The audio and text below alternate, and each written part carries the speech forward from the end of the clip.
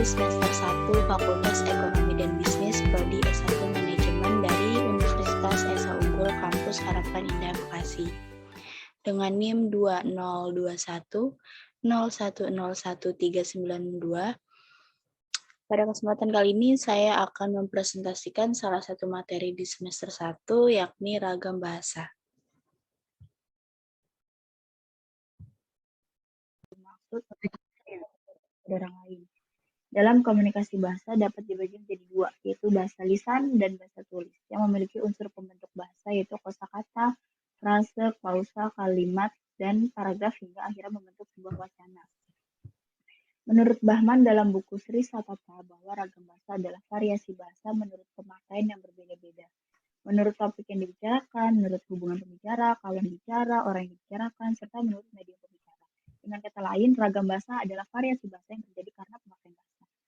Sedangkan menurut Minto Rahayu, ragam bahasa terjadi karena adanya ragam wilayah, pemakaian, dan bermacam-macam penutur. Nah, faktor sejarah perkembangan masyarakat ini juga turut menimbulkan faktor sejumlah dari keragaman bahasa itu sendiri.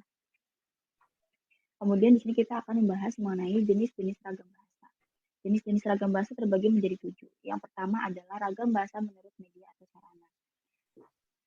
Dalam ragam bahasa menurut media atau sarana kita akan membahas 4 sub. Yang pertama ada ciri-ciri dari ragam bahasa lisan. Yang pertama itu ia memerlukan orang kedua atau teman bicara atau seseorang yang memberikan tanggapan atau respon. Yang kedua tergantung situasi, kondisi, ruang, dan waktu.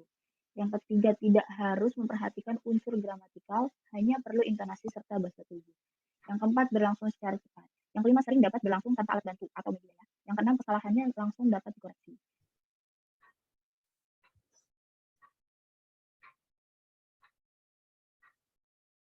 Karena kita akan membahas 4 sub. Yang pertama ada ciri-ciri dari ragam bahasa lisan, gerak tubuh dan mimik wajah serta intonasi. Dan yang terakhir dipengaruhi oleh tinggi rendahnya suara pembicara.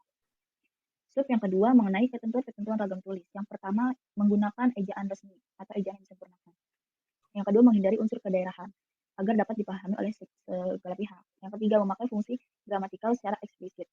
Yang keempat memakai bentuk sintetis. Yang kelima memakai partikel secara konsisten. Yang keenam menghindari unsur leksikal yang terpengaruhi oleh bahasa daerah. Sub yang ketiga ialah kelebihan ragam bahasa tulis.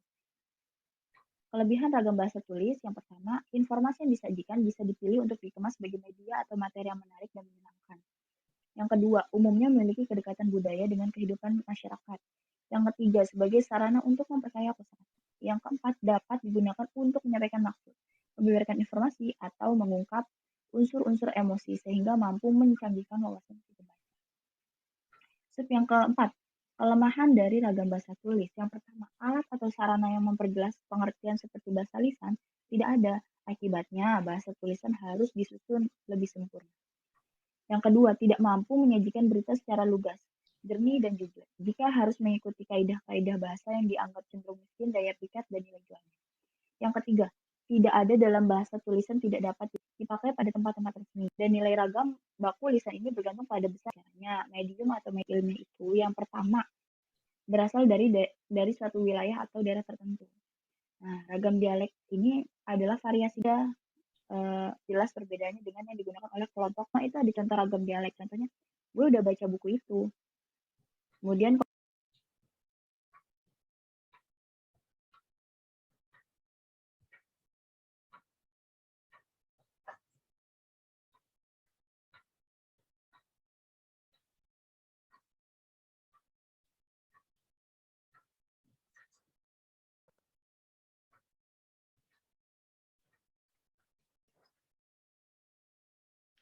Baik, jadi kesimpulan yang kita dapat dari materi presentasi ini ialah ragam bahasa merupakan penggunaan bahasa menurut pengguna bahasa yang berbeda-beda.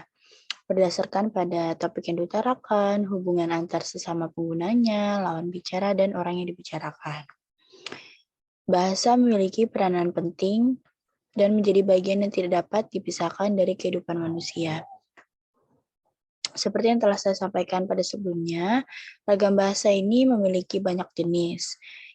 seperti ada ragam bahasa menurut media atau sarana, kemudian ragam bahasa menurut pendidikan, ragam bahasa menurut bidang wacana, ragam bahasa menurut cara pandang penutur, ragam bahasa berdasarkan topik pembicaraan, serta ragam bahasa menurut situasi.